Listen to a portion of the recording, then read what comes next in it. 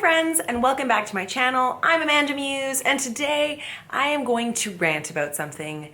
I witnessed something in a store recently, and to be honest, it kind of pissed me off, and I thought we should talk about it.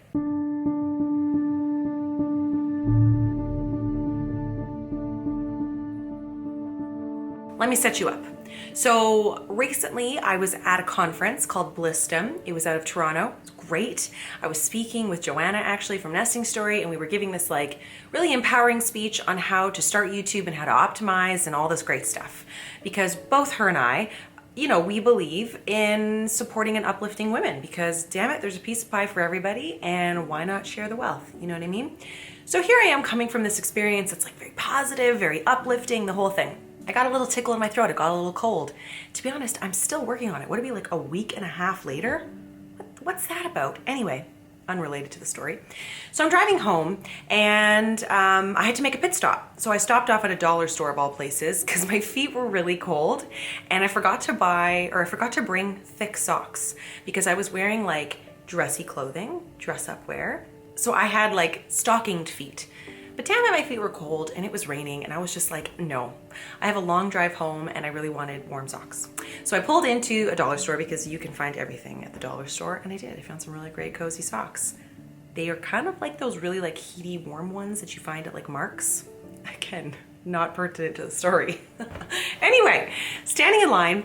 Now, I'll kind of like set you up because I appreciate how humans work, especially how women can kind of engage with one another. I looked really nice, like very dressed up, very professional. It was that day I was wearing my big chunky sweater, not different from this, my Aritzia sweater with my cool like leather leggings and high heels, and I just think they're not real leather, but I thought I looked really professional and nice. Sometimes women can feel threatened by the appearance of other women, and so I appreciate that. I mean, who doesn't? If you feel tired and you're wearing sweatpants and then you stumble upon like someone who looks like dressed to the nines, there's a part of you that's gonna be like, ugh. Why am I dressed like this? It actually means nothing, okay? Those feelings are stupid. They're all in our heads. I went home and put sweatpants on. But the point is, there was a woman standing in front of me with her daughter. And for some reason, this woman, like, I don't know, sensed my presence, and she started like essentially shaming her daughter. So her daughter would have been like, maybe like 11 or 12. That really like beautifully vulnerable age of, excitement about things and innocence, but also very much shit that happens when you're that age. You're gonna talk about in therapy in 20 years, like, or 10, like, just so you know, that's kind of that when those, reasons for therapy start way younger, but especially those very like tender years, And something I wasn't paying attention until I started to hear this tone. So all of a sudden, the woman starts saying, and she's at the cash. Like, there really isn't a reason for this conversation. And the woman starts saying, well, I worked the night shift 2 nights in a row. And she had like this really like just dark energy vibration about her. She's like, and you guys woke me up. And if you wake me up another morning and da da da da da. And you could see like the girl had been talking to her mother about something entirely different. And as her mother was getting louder, this young girl's face was just like beet red. And let me tell you, this little girl was so cute. She had like long blonde hair, parted in the middle, little freckles, just like adorable. But hey, whose kid isn't a little bugger from time to time, and like you can get angry with them, and so maybe they woke their mom up when they shouldn't. Okay, so fair enough. But like there's a point where you just don't air that publicly, right? So all this is going on, and I'm just like, to the point it was so uncomfortable, the conversation that was being had, that there was this maternal instinct in me that wanted to reach out, put my hand on the young girl's back and be like, guess what? In just a few years, you can be free of this psychopath. Because I have, in my experience, had difficult relationships with people. And then there's this light bulb that goes off and is like, oh my God, this isn't forever. This toxic negative relationship, I get to leave at some point. And I felt like imparting that wisdom on this young girl, but obviously it was not the time and place. And if anything, it would have been even more negative to her because I probably would have gone into like this argument with the mother, and it just wouldn't have been good for anyone. However, I am seething under my collar. Is that the word? Like I am enraged actually at the disrespect that this woman showed her daughter, and ultimately just how she embarrassed herself. It just, honestly, it was pissing me right off. And I had cold feet. So it was like this combination, you know what I mean? So my turn comes to go to the cash, and I was buying my little things, and the cashier was also a young girl, probably like 18. And I said to her, you know, the usual greetings, hello. And then I couldn't not say anything. Do you know what I mean? And I said to her, well, that was uncomfortable. And she says, yeah, it really was. And then I didn't say anything. And her reaction was, but you know, like, I guess sometimes that's necessary, or something to basically excuse the shitty behavior of that woman. And I paused and I said, absolutely not. I said, there is never a point in time where a parent needs to shame their child publicly, or ever for that matter. But really, I said, no, it's inexcusable. I said, here's the thing. I go, no matter your age, young, old, middle-aged, whatever, your opinion matters. Your voice has merit. And at no point should a person make you feel inferior just because you're young. And she looked at me, and I said it something like that, but like I just blurted it out. I just could not. I have something in me that doesn't let bad behavior go uncalled out. Is that the way I'm trying to say it? Like when I see something that's inexcusable, I can't be quiet about it. Like obviously there's a time and place. I couldn't say something to that girl's mother because it would have, you know, ultimately ended in an argument and probably might have gone to blows. I'm just saying. But, you know, there's times and places where you can't say anything. But I also think that if you have the ability to stand up for someone, you should. And so my message to this young cashier was like, no, you need to be spoken to with respect regardless of your age, because I said ultimately you're going to become a grown-up, and mistreated children become shitty adults a lot of the time, or people that are guided in a way and shown an example of being a crappy person are ultimately, chances are, gonna grow up to be a crappy person. And she looked at me, and I just don't think she has those conversations with people on a regular basis, and she just kind of said, can you go talk, she actually said, can you go talk to my teachers at school? Because she goes, I've never, what did she say? Something like, that's the best thing I've ever heard any adult say to me, or something like that. And I thought, one, what are adults doing that we're not empowering young people to feel like they have opinions? And then I also kind of wanted to hug her because I was like, God, you must have some shitty people in your life. But, you know, when did we get lost on that? Like, I suppose my messaging here too is like, it's not to say that kids are going to get out of line and we need to parent them and we need to be adults in the situation and ensure that they're not being basically little assholes. You know what I mean? I get it. But there also comes a point where you need to like recognize, or we need to recognize, that we are raising adults. Like, these people are going to be adults and they need to feel empowered and they need to feel like they're heard, just like we want to feel those things, you know? And so it's a fine balance. But I guess my message in this video is to say, like, how do you stand up for yourself? How do you stand up for someone else? And I think my answer to that is you just freaking do it. You just say something, you know? Like, if you see bad behavior, and I've shared this story before, where I was I was walking with my children and my babies were younger, and I had Jack in a stroller, and this older gentleman was riding his bike on the sidewalk. Newsflash, that's not where you're supposed to be. Forgive me if you've heard this story. And essentially he almost plowed into me and my children, and I was standing with a friend and she remained completely silent. Meanwhile, I was like, got you where I want you. Dude, this is not okay. Like, you should not be on the sidewalk. There are small children. There is a road right there. What are you doing?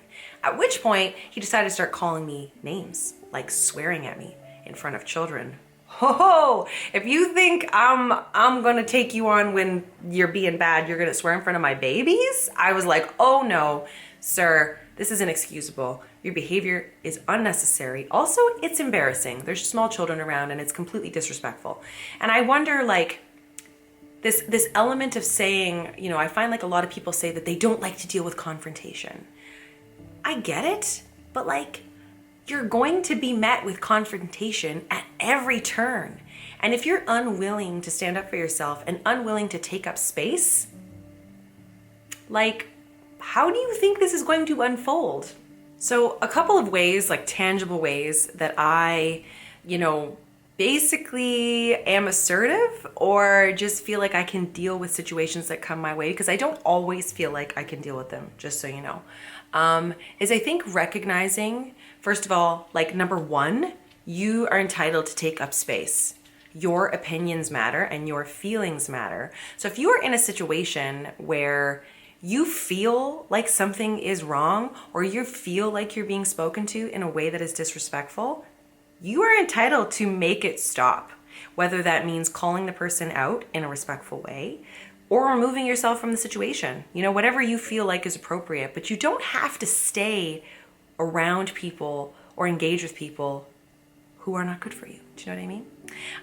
And I think with that comes the confidence in recognizing that, like, I am confident in my power, in my feelings, in my emotions. Like, I feel like it all kind of comes into play.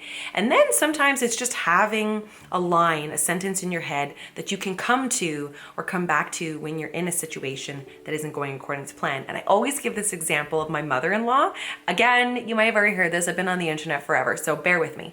But we were in Thailand together, and we were having a meal, and when we kind of like looked back, there was other tables, and there was this table of tourists, and they had a set of keys in their hand, and they were jangling these keys in front of these dogs, and these dogs were stray dogs, you know, homeless dogs who already have a hard life. Okay, these little dogs do not have a cozy bed to go sleep in, and they're begging for food. Don't be a dick. Do you know what I mean? My mother-in-law saw this, and she was like, oh hell no. She is the sweetest Ukrainian baba, making the best pierogies in Alberta, although she is from Saskatchewan. Like, she's not gonna start a brawl, you know? She likes a good deal, she goes shopping, she's like a baba, you know what I mean? She just basically turned around and said, excuse me, no, that's not acceptable behavior. Don't do that. I looked at her and I was like, damn, Carol, like, that's awesome. And we've spoken about that in the past, where when you see somebody behaving out of turn, you know, rather than come at them like you, and you shouldn't be doing that, or you're making me feel this way, it's kind of like, hey, buddy, you shouldn't, like, that's not okay. It's not good behavior. And it's interesting when somebody calls you on that, it's like, it's almost like a little bit of a shock, because they're not threatening your character. They're not calling you names. You know, they're not, you know, swearing at you and taking it to that level that instantly just creates tension, and, you know, you want to react, and there could be a fight depending on like how much testosterone you have in your body. But if you're just like, hey, the way you're behaving is very upsetting and please don't do that. It's like, oh, it can kind of shake a person from like what they're doing. You know, if I want to take it to an even more serious level, when I had that situation last summer where I was assaulted in front of my children in a store, I knew in my core, one, that something had happened. Two, I believed that I did not deserve to be treated that way.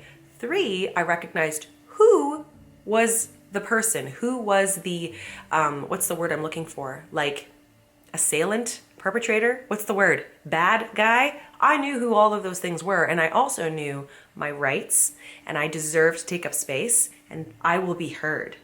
And I took all of that and my confidence, even though I was so scared acting on those feelings. I knew that if I didn't do it, who was going to do it for me? Like, you are your own advocate. Of course, that being said, the story at the top of this video was about a child. And the thing is like, if you see someone being mistreated, whether it's just small, minor kind of things or something big, I won't even get into some of those big, scary things, but you know what I'm talking about. Big, scary things that you recognize that a children or a person is in danger, you may be their only advocate. And it is our responsibility as humans walking this earth to say something and to do something for that person. One example is we had a little girl, this was like 2 summers ago now, that was always kind of ending up at our house. And she was a little older than Esme. Like, Esme was 4 or 5 at the time, and this girl was like 7, 8. That's kind of a big gap amongst children. And I couldn't figure out why this child was always at our house. Well, fast forward, this child has been separated from her parents. There was a big drug situation. This girl was experiencing a ton of neglect. And I called the social services to put a request to figure out what was going on at that house, because I sensed something was wrong. I witnessed shitty behavior of a daycare provider at a public facility in my town. Like, she was mistreating one of her daycare children, and I did a little investigative work, found out her name, and reported her, because you may be that person's only advocate. And I just think that, like, your discomfort in the situation, your discomfort calling out bad behavior, your discomfort in dealing with conflict, your discomfort in being a person that may have to call on behalf of a child is so minor and so insignificant in what you could be doing to help. Do you know what I mean? And I don't know, I suppose that interaction with that young girl in the store, in the dollar store that day, made me realize that, like, you could go through life with blinders on, or you could go through life with just that intention, that good vibrations. You know what I mean? Like, I don't know. I would love to know your thoughts on all of this. It's kind of a giant rant, but I was feeling very like, yeah, I needed to say something about it, because there is, you know, a place on the internet where we like share and we show routine videos and we take glimpses into people's lives. And then I also think it's important to have conversations about like stuff that's like, that can affect us every day, that can be really hard to talk about and hard to deal with. So anyway, I appreciate your insight. Leave me some comments below. Subscribe if you're new. Don't forget, I have a new episode of the Sandwich Podcast coming out tomorrow. It's gonna be a good one.